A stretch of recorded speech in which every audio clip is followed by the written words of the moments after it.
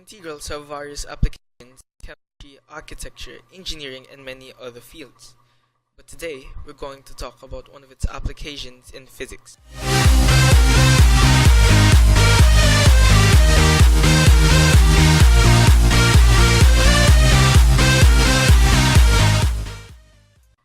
Fluid pressure is defined as force per unit area, where magnitude of the force is acting perpendicular to the surface area A.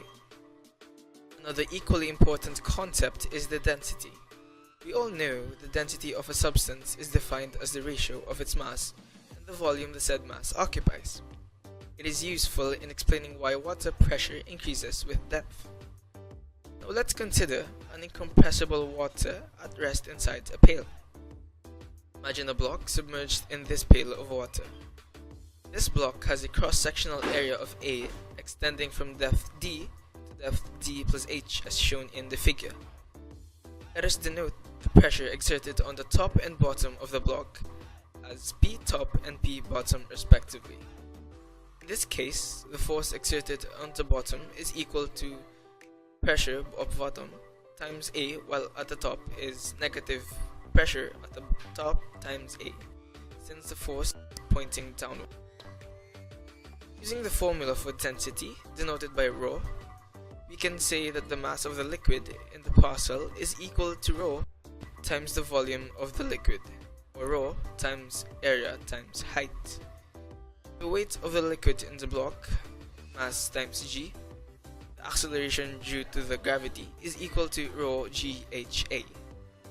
Since the water is at rest, all forces sum up to 0, showing the popular formula P bottom equals P top plus ρ g.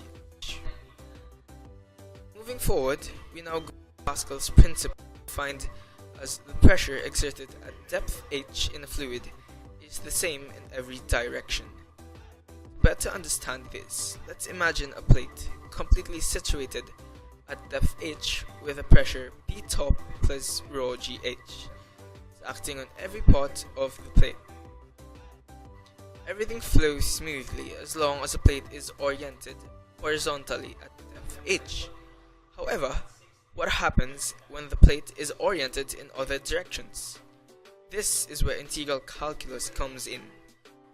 The Riemann sum approach is used in solving problems like this. Assume a vertically submerged plate that lies on the interval a to b inclusive on the y-axis. The force on a small portion of the plate is given by ρ gh times y times the function of y times delta y. All of these forces will equate to the total hydrostatic force given by ρ g times the integral from a to b of the product of the height and width as a function of y, with the infinitesimal changes in y as dy.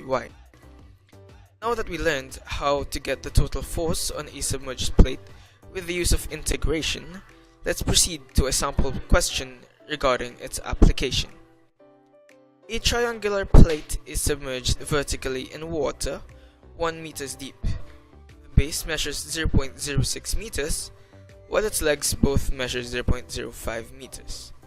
If the vertex opposite of the base is located farthest from the surface of the water, determine the hydrostatic force experienced by the plate.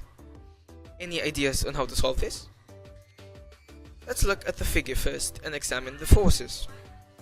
Notice that the base of the inverted isosceles triangle should be parallel, and the height across the base is 0.04 meters by Pythagorean theorem.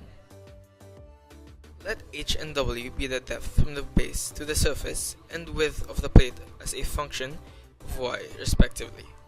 Therefore, h of y is 0.96 minus y, and w of x is 0.06 plus y. We can now solve the force by substituting to the formula. Take note that the bound should be from 0 to 0.04, since the plate is located at this range of y values. Also, the density of water is 1000 kilograms per cubic meter, and the acceleration due to gravity is 9.8 meters per second squared. The integral now becomes 9800 times the integral from a to b of the product of the quantities 0.96 minus y and 0.06 plus y dy. Evaluating it further gives the answer of about 29.43 newtons.